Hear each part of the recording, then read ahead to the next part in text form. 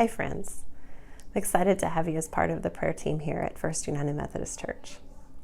How it's going to work is like this. Someone who is in need of prayer will email us, and one of our prayer team leaders will forward that email to you. And what we're asking is that when you get that email, if you have the time right then, you pray for that person. If you don't have time, then you save that email and you pray as you do have time. And I'd ask you to take, if you can, a step further to maybe, if you know the person, to text them or to call them to say that you've been praying, or to send them an email and say that you prayed for them.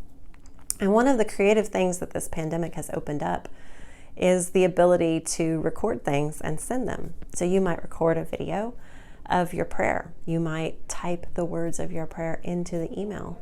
You might record a voice memo on your phone and text it to them if you know them. You don't have to do any of that. But I found that it really comforts people when I give them the words that I'm praying. And so if you felt led to do that, if you felt the ability to do that, then you could reply just by typing in the words of your prayer. It's a way to pray. You can also just pray. And some folks have asked me, what's the best way to pray? There isn't a best way. One of the ways that I enjoy when I'm praying for people is I enjoy imagining them, just imagining them with the need that they have. I picture them in my mind and in my heart. And then I invite Jesus to come be with them. And one of the benefits of this way of praying is I get to see, at least in my soul, how Jesus might interact with them. Laying a hand where it hurts or offering an embrace. And then if I was going to text them or call them, I'll say, I was praying for you and I felt like Jesus was offering this, right? You don't have to do any of that. Pray in the way that feels good to you.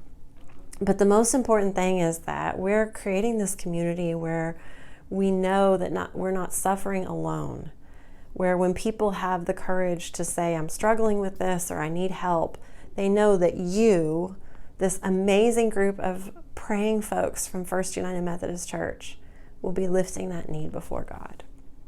There is probably no greater gift we can give to each other in the church than to be in prayer for each other. So thank you for beseeching God on behalf of your fellow members, on behalf of this community. Thank you for being part of this prayer team.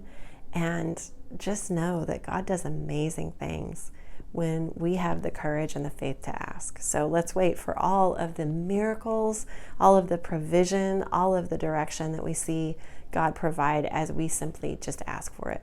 And thank you for being part of this group.